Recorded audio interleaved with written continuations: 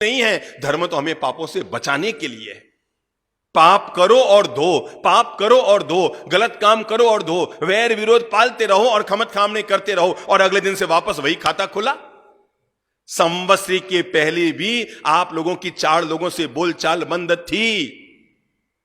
संवत्सरी के पारने हो गए, खमत खामने के मैसेज चले गए, खमत खामना के फोन हो गए, खमत खामना के सारे काम हो गए, और 12 दिन बाद फिर तोला तो पता लगा वही 4 लोगों से वापस बोलचाल बंद। तो सोचो, मक्का किया, हज गया, बन के आया हाजी। मक्का किया, हज किया और बन के आया हाजी, और आजमगढ़ में जब से लौटा फिर पाजी का पाजी। कितने ही पर्यूषण आए और चले गए, पर अगर मन के विकार, मन की गांठें, वैर विरोध न खोल पाए तो आदमी चिंतन करे। पर्यूषण आता ही इसीलिए है ताकि आदमी मन के प्रदूषण को मिटा सके। किसके लिए आता है पर्यूषण? इसलिए आता है ताकि क्या मिटा सके हम?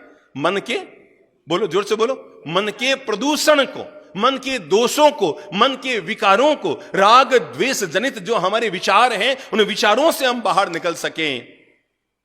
कल भी हमारी बोलचाल बंद, आज भी हमारी बोलचाल बंद।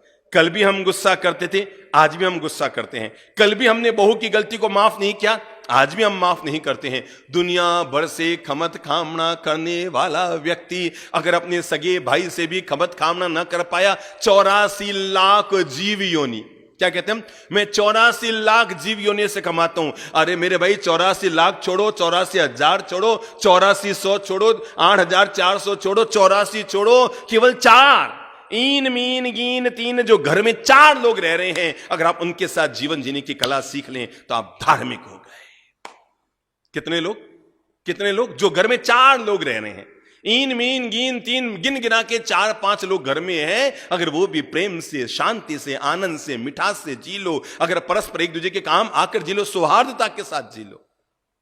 दुनिया भर से खमत खामना करके भी अगर सगी जेठानी से बोलचाल बंद है तो सोचो उस खमत खामना का क्या अर्थ है। दुनिया भर से मिच्छाम दुक्कड़म करके भी सगे भाई से बोलचाल बंद है तो सोचो उस मिच्छाम दुक्कड़म का क्या मतलब है। दुनिया भर में जाकर प्रेम का संदेश देकर भी अगर अगर अगर अपनी सगी बहन से आना जाना बंद है तो सोचो उस प्रेम का मतलब क्या है।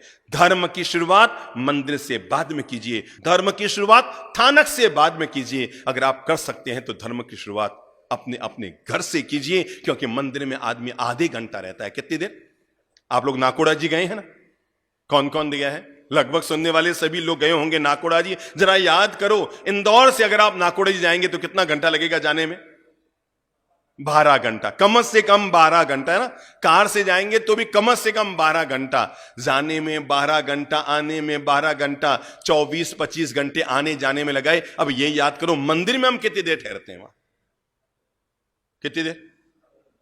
आधा घंटा, वो भी अगर खुद की गाड़ी से गए हों। और अगर कोई संग लेकर गया हो ना, कोई बसें लेकर गया हो तो 2 मिनट में फटाफट मंदिर के, अरे यार नाश्ता फटाफट, पहले नाश्ता करते हैं फिर वापस आते हैं मंदिर में। मंदिर में भी नाश्ता चलता रहता है। जाने में 12 घंटा, आने में 12 घंटा, और भगवान के सामने 12 मिनट भी रहना हमें संभव नहीं होता। हम बाहर निकलना चाहते हैं। मेरे भाई, आदमी मंदिर में आधे घंटा रहता है, थानक में 1 घंटा रहता है, 24 घंटा कहां अपने अपने घर में रहता है। इसलिए अपने जीवन के धर्म की शुरुआत केवल मंदिर से मत कीजिए, केवल थानक से मत कीजिए। अगर आप कर सकते हैं अपने जीवन में धर्म की शुरुआत सबसे पहले अपने घर से कीजिए, जहां आप 24 घंटे रहते हैं। मैं जब भी घरों में जाता हूं ना, पहला काम होता है, बाप जी हमारे घर का मंदिर देख लो, ये आड़ा देख लो, ये आड़ा थोड़ा बराबर है ना। इतना छोटा सा तो लोग आड़ा बनाते हैं, खुद का बेडरूम इतना बड़ा, और भगवान का आड़ा वो भी कहीं किचन के अंदर, कहीं किचन के अंदर रूम है, उस रूम में ले जाकर, या कहीं कोई जगह मिल गई वहां लाकर भगवान को फिट कर देते हैं। फिर कहते हैं बाप जी हमारे घर का मंदिर थोड़ा देख लो, सही है ना। मेरे भाई, आज की तारीख में केवल घर में मंदिर बनाने की जरूरत नहीं, घर को मंदिर बनाने की जरूरत है।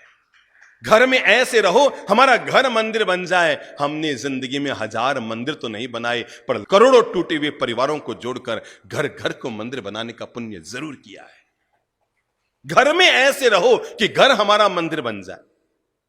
अभी जोधपुर की घटना, गांधी मैदान की प्रवचनमाला चल रही थी। एक महानुभाव ने अपने घर में एक आलीशान मंदिर बनाया था, करीबन 3.5 लाख रुपए खर्च करके। मार्बल का जयपुर या किशनगढ़ से मंदिर लेकर आया और पूरा सुंदर मंदिर बनाया। उसकी खास इच्छा थी, बाप जी आप हमारे घर चलें, हमारे घर चलें, एक बार आप मैंने अपने घर में छोटा सा मंदिर बनाया, आप देख बहुत सुंदर बनाया बाप जी, पूरे जोधपुर में किसी के घर में इतना सुंदर मंदिर नहीं मिलेगा। हम गए, उसने अपने करीबन 50-60 परिवार के लोगों को बुलाया था, उनका खाना भी रखा। भाई बाप जी आए हैं, बाप जी आएंगे, 2 घंटा रुकेंगे, आहार वगैरह लेंगे, थोड़ी धर्म का श्रवण कराएंगे। तो उसने काका मामा भाई भांजा बुआ भतीजा जो भी परिवार के लोग थे, फूफा पापा, सबको इकट्ठा किया, पूरे परिवार को बुलाया। मंदिर बहुत सुंदर था, हमने दर्शन किए, आनंद आ गया। प्रभु के दर्शन करके, मंदिर के दर्शन करके आनंद आ गया। वहीं बैठे और बात ही बात में मैंने पूछा, मैंने कहा और भाई साहब आपका परिवार, ये मेरी बुआ है, ये मेरे फूफा जी हैं, ये साला जी हैं, साली जी हैं, सबका परिचय कराया। मैंने यही पूछा, मैंने कहा आप कितने भाई हैं? तो कहने लगे हम 2 भाई हैं। मैंने कहा मतलब दूसरे भाई दुकान गए होंगे? कहा नहीं बाप जी वो ऊपर रहता है, हमारा आना जाना बंद है।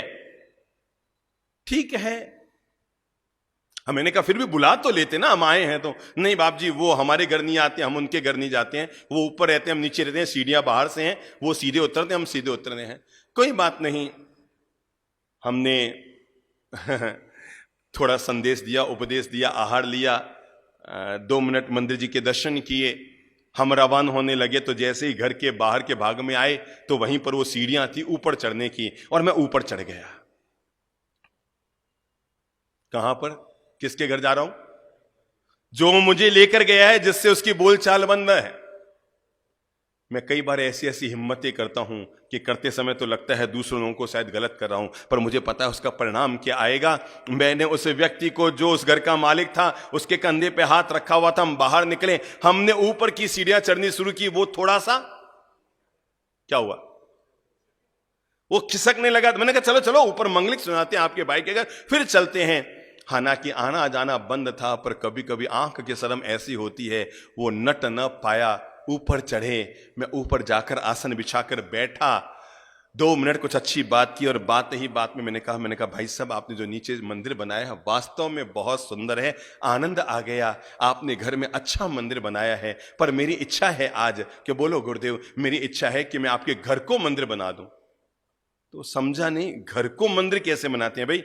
घर में तो मंदिर बनाने की बात सुनी है, पर घर को मंदिर बनाने की बात तो हमने नहीं सुनी। न छोटा भाई ऊपर रहता है वो समझ पाया, न बड़ा भाई नीचे रहता है वो समझ पाया, दोनों नहीं समझ पाए घर को कैसे मंदिर बनाया जाए।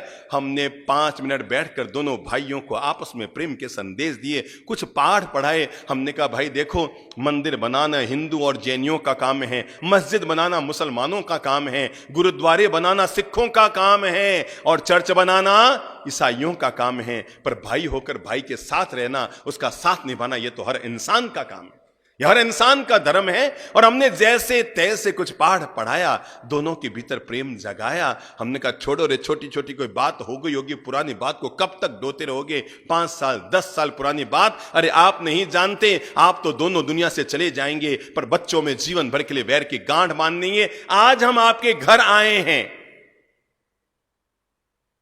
जिस बड़े भाई के घर हम नीचे गए थे वो भी सामने बैठा था, और जिस छोटे भाई से उसकी बोलचाल बंद थी वो भी सामने बैठा था। हमने केवल इतना सा कहा, आज हम आपके घर आए हैं, हम वो संत हैं जिन्हें रुपये टक्के पैसे तो किसी से चाहिए नहीं, हमारे कोई चंदा चिट्ठा प्रोजेक्ट कोई है नहीं, पर अगर आप हमसे थोड़ा सा प्रेम करते हैं, हम आपके घर आए हैं, क्या आप हमें गुरु दक्षिणा देंगे?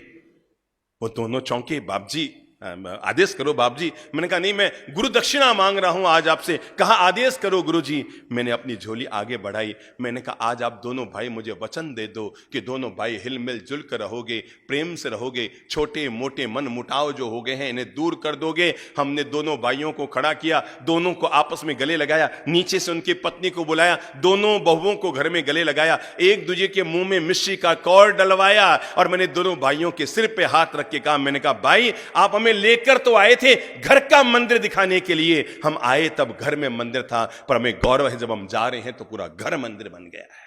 यह धर्म की सिखावन है कि इंसान प्रेम का पाठ सीखे। अरे कौन से धर्म की बात कर रहे हो भाई? भाई भी अगर आप प्रेम से नहीं जी पाए तो जरा सोचो कौन सा बड़े प्रेम का महोत्सव मनाने की सोच रहे हो। इसलिए भगवान श्री महावीर ने हमें जीवन के धर्म की शुरुआत करते हुए प्यारा संदेश दिया, जियो और जीने दो, खुद भी सुख से जियो और दूसरों को भी सुख से जीने की प्रेरणा दो। चित्त को निर्मल करें, मन के विकारों को समाप्त करें, भीतर के कषाय